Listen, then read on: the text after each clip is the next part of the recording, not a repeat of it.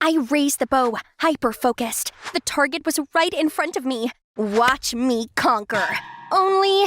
Grandpa! That one would have hit the bullseye! I'm just teasing. You're getting real good, Pumpkin. Hi, I'm Gina, and I love archery. My grandfather, my only family, introduced me to the sport. He always encouraged me to join contests, saying I had a knack for it. But competition's not really my thing. Talking to strangers was enough of a challenge for me. But my only friend, Bailey, is lovely and cheerful. We've been close since childhood to the day we came to the city for high school and became roommates. My new life promises fun and excitement, but I missed my grandpa dearly and wrote to him often. Dear Grandpa, my life here is wonderful. The dorm room is nice, clean and tidy, and every morning, soothing instrumental music from the speaker reminds me of the times we enjoyed music and a tea together on the front porch. Ugh, Bailey, turn it down. And are you gonna do something about your mess? Jeez, it's an organized mess. Ask me about anything, and I can find it immediately. By the way, there's a welcome party for freshmen tonight. Shall we go? Nah, I'm too tired. Come on, Gina, it'll be fun. You'll make some new friends, too. It's just... Okay, stay here then. I'm leaving. Somehow I felt a bit empty. I'd never noticed that Bailey and I were so different until recently. Bailey's a social butterfly who can make new friends easily. And me? I was introverted and reserved. I can't keep being this way. I came to the city for the experience. Duh! So when Bailey asked me to go to the school's fair, I immediately agreed. When the day came, while Bailey's chatting and giggling with other students, I just kinda absentmindedly faded into the background. Since Bailey did not seem to notice my absence, I decided to look around on my own. Suddenly, a scream startled me. Thief! Thief! I turned around to see a thief running away with a girl's handbag. Without thinking, I grabbed a set of bow and arrows nearby and shot at him. That's when I saw another arrow. Flying in the same direction, both arrows hit the thief right on his head and knocked him to the ground. I looked for the other archer and saw the Greek god Apollo, who's also looking at me. Then he went to handle the thief as I took the opportunity to quietly leave the scene. I was still daydreaming about that guy when Bailey barreled into our dorm with a group of friends. I quickly turned myself into a burrito and pretended to be asleep, but Bailey ruthlessly unfurled me with a wide grin. Hey G, there's someone I'd like you to meet. Samantha, head of the school's archery club. Bailey told me you're quite an archer. Yeah, sort of. Well, we're looking for new members. You should come by. I'll be sure to stop by. Thanks. After school the next day, I visited the archery club and saw a familiar face. That's the guy from yesterday. Ooh, he also blows on the arrow like Grandpa. So cute. Oops, busted. Am I hallucinating or is he walking toward me? Hi, you were at the school fair. Your shot was phenomenal. I'm Chris, by the way. I'm Gina. So you're new here? Actually, I'm not sure if I'm going to join yet. Well, how about a little demonstration? Panicked, I tried to shoot with shaky hands and totally botched it. Sorry. Relax, you got this. He leaned over me and my heart was beating like crazy. I took a deep breath, softly blew at the fletching, and this time, I hit the target. See? Amazing shot. You should be more confident and open up so more people can get to know you. So Chris is into extroverts? He's right. It must be great being around an outgoing, confident girl like Bailey. She'd only been here for a week and already knew half of the school, and everyone loved her. So later that day, after struggling with myself, I decided to ask Bailey for help. Help? With what? Help me be you, an extrovert. You're fine the way you are. Why change? Right then, Samantha came to pick her up to go to a birthday party. Want to join us? You'd rather stay here and read, correct? You know me. Then Bailey left, just like that. All right, if she doesn't want to help, I'll do it myself. Time to break out of my cocoon. So I spend the next few hours giving myself a makeover. Not bad, was it? When I arrived at the party, everyone gawked at me. Hey, are you the sun? 'Cause your beauty is blinding me. If so, you should stay 93 million miles away from me. As much as I wanted to run straight home, a voice in my head kept screaming, socialize. On the internet, they said extroverts are always ready to make friends, like Bailey, who's part of every single conversation. So I mustered all courage to throw myself into the largest group who's talking about cute Arctic animals. I remembered a communication tip. Lead the conversation. So I did. Isn't it so sad that those animals are losing their habitat to climate change? The next 5 minutes was me monologuing about the issue, but they didn't seem too interested. Okay, plan B.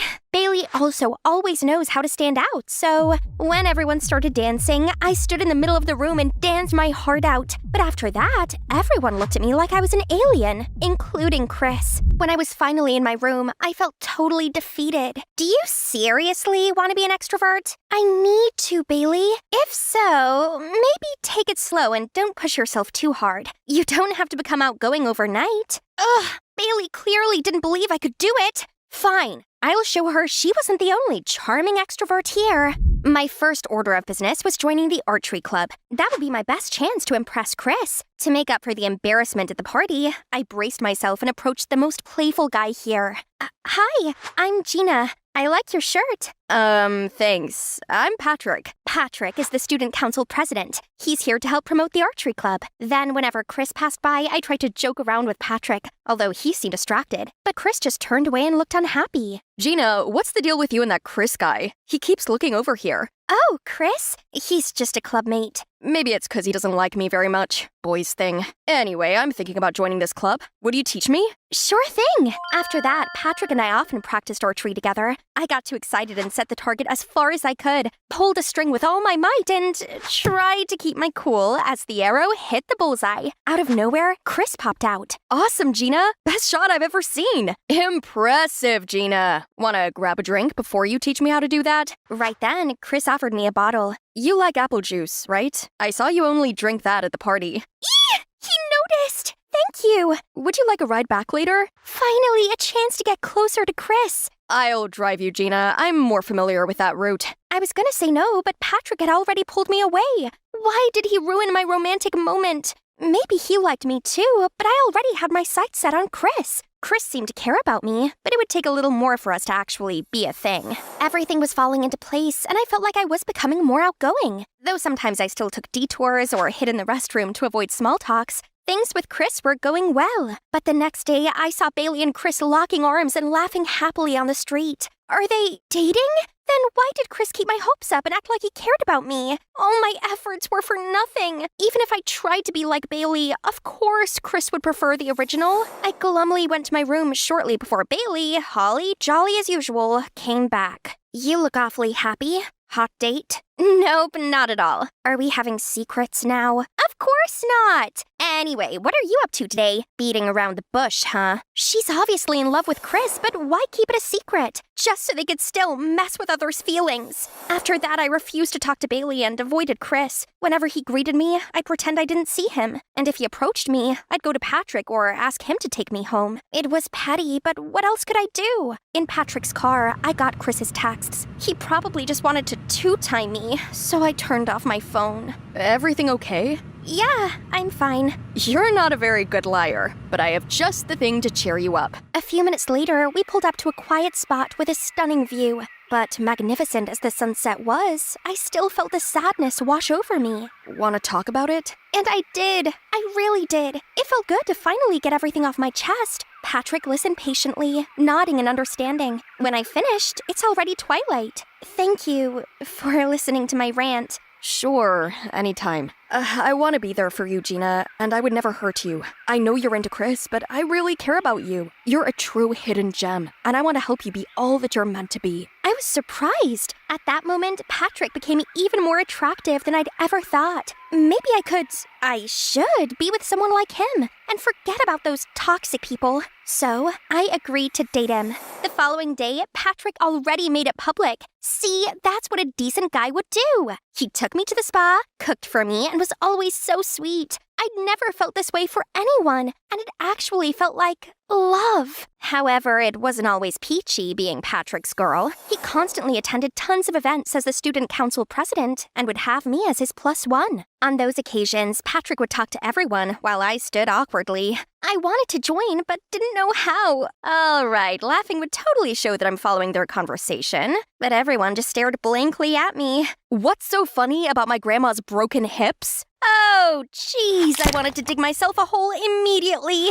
Soon after, Patrick told me to utilize my archery skills for a fundraising commercial shoot. The pictures went viral, and I became popular. People wanted to befriend me everywhere I went, and it was exhausting. When I told Patrick, he said, "That's good. You'll be the face of this fund, which will help a lot of people. Like Katniss Everdeen and the First Rebellion. I'm so proud to have you as my girlfriend. Let's keep this up, okay?" Something about that didn't sit well with me. But isn't this the life I've always been dreaming of? I was so busy with Patrick's plans that I had no time left for myself. I even forgot to write to Grandpa, and it had been a while since I last went to the archery club. Bailey tried to catch up with me, but I still ignored her. We grew further apart, even though we shared a room. The show today was suddenly canceled, so I seized this chance to drop by the archery club. I got more comfortable and liberated with each arrow I shot. I finally felt like myself again. When I was done, I caught Chris staring at me. I was instantly flustered and tried to leave, but Chris followed me. Gina, I don't even recognize you anymore. It's like you're trying to be someone you're not. Are you really happy?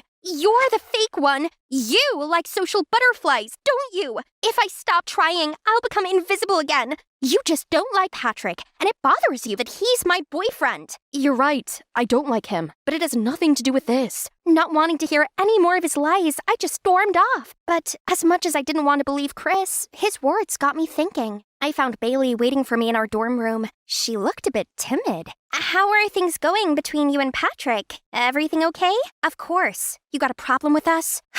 Can you come with me after school tomorrow? There's something I want to show you. I followed her out of curiosity. Bailey led me to the back of the school, then told me to hide in a corner and wait. Then I saw Patrick.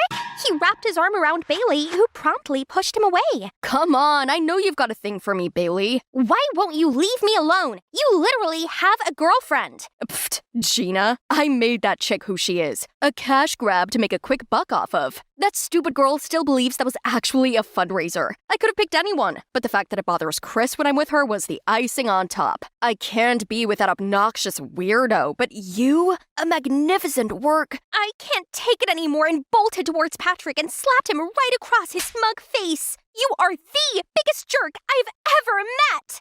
You're the biggest loser I've ever met. You have the magnetism of a towel. Watching you embarrass yourself in front of all my friends is painfully terrible. No wonder they snicker about you behind your back. I dashed away in tears as Bailey scolded him. She caught up to me shortly after. I'm sorry you had to find out this way. Recently, Patrick started flirting with me. I couldn't go without showing you his true colors. You can say that because everyone loves you. Even Chris chooses you. And I thought I had a chance with him. It's so unfair. People will never treat introverts like me the way they treat you.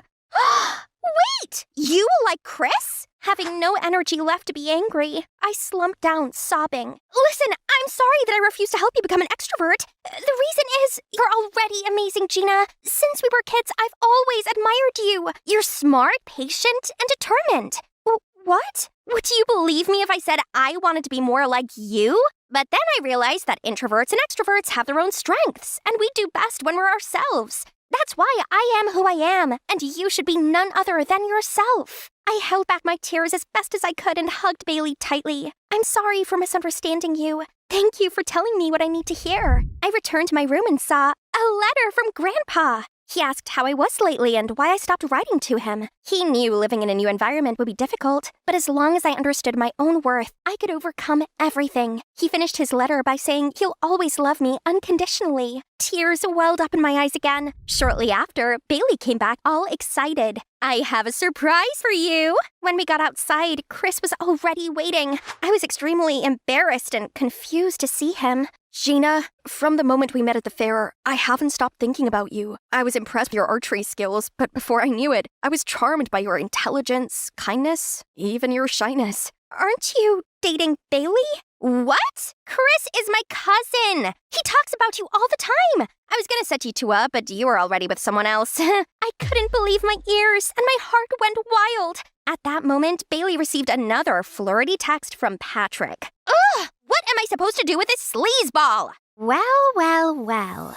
Could you believe it? Bailey let him hear blindfolded for a surprise. Okay, ready for my present? Patrick was surely surprised to see me aiming right at him. You better come clean about all the cheating you did. It wasn't cheating. You weren't even my girlfriend, loser. Before he could finish, I launched an arrow right above his head. Lucky for you, my aim was just right. But who knows? A loser like me could have missed. Patrick freaked out and literally peed his pants. Then he confessed to all his faults. Siphoning off public funds, love scamming for money, which all had been recorded. As soon as the video was posted, Patrick was boycotted and lost his student council president position. He had to switch schools after a week. I finally felt confident in myself and won many archery competitions. During the holiday, I brought Bailey and Chris back home to meet my grandpa and showed him my many trophies. Remember, everyone, be the best version of yourself, and the right person will love the real you.